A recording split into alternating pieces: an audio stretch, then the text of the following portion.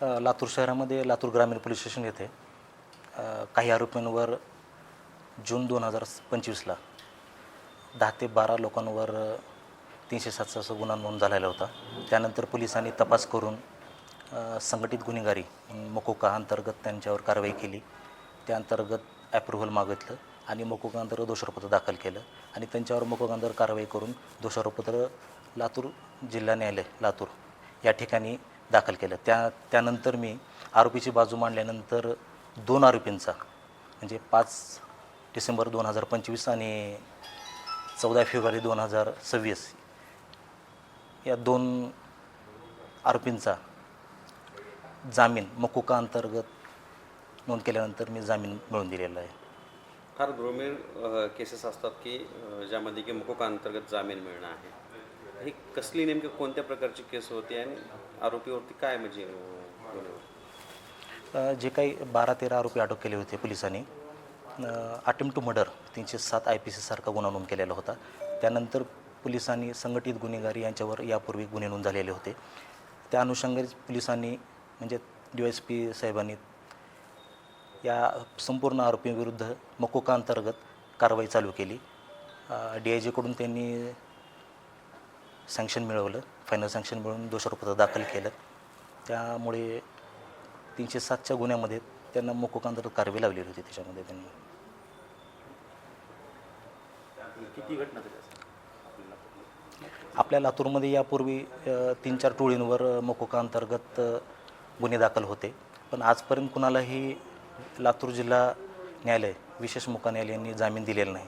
ही दुर्मिळच बाब होती. लातूर जिल्हा न्यायालयाने पहिल्यांदाच सेशन न्यायालयामध्ये लातूरच्याच ह्या 2 आरोपींची मकोका अंतर्गत जामीन मंजूर करण्याची ही पहिलीच वेळ होती.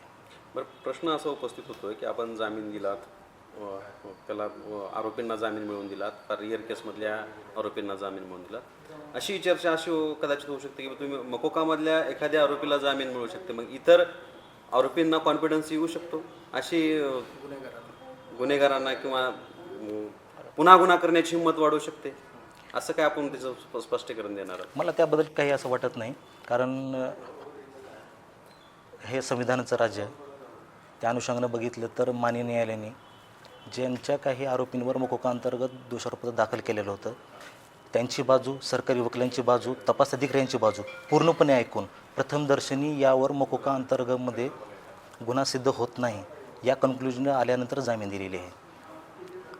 त्यामुळं मला असं वाटत नाही की कुणाचंही मनोबल वाढणार नाही, कारण की असंही असू शकतं की पोलिसांनी काही निर्दोष व्यक्तींनासुद्धा यामध्ये गोवण्याचं प्रयत्न केला असू शकतो. त्याची बाजू मी मांडून त्याला न्याय मिळवून देण्याचं काम देखील मी या ठिकाणी केलेलं आहे.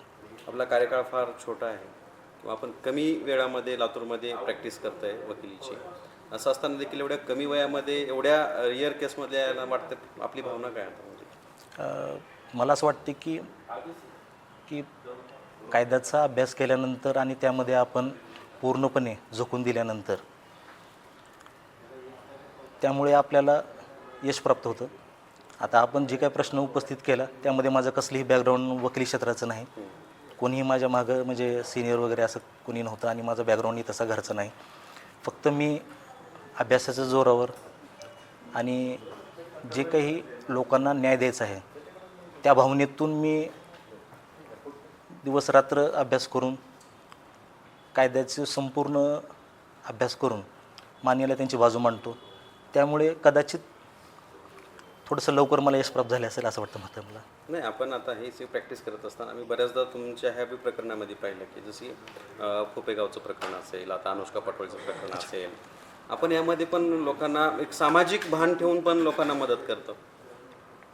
या ठिकाणी मला अजून सांगायचं वाटतं की आपणही बघितलं असेल काही आपल्या न्यूजमार्फत देखील माझे मागे बातम्याही प्रसिद्ध झाल्या. मी महत्त्वाचं म्हणजे जे काही लातूरमध्ये असतील, लातूर जिल्ह्यातील गोरगरीब जनता असतील ज्याच्यावर अन्याय अत्याचार झाले असेल त्यांना यांचा 1 रुपये न घेता मी त्यांची केस मोफत लढवतो. कारण की माझ्या असं भावना आहे की आपण एक समाजाचं काही देणं लागतो. त्या भावनेतून जर बघितलं तर काही लोकांना खूप गरीब परिस्थिती असते, त्यांची परिस्थिती चांगला वकील अफोर्ड करू शकत नाहीत. त्याच्यामुळं मला असं वाटतं की मी त्यांची बाजू मांडावं, त्यांना न्याय मी मिळवून द्यावं. त्यामुळे मला असं वाटतं की समाजाप्रती आपली एक भावना या ठिकाणी वकिलीमार्फत मी त्यांना न्याय मिळवून देण्याचा प्रयत्न माझ्यामार्फत करतो असं मला असं वाटतं.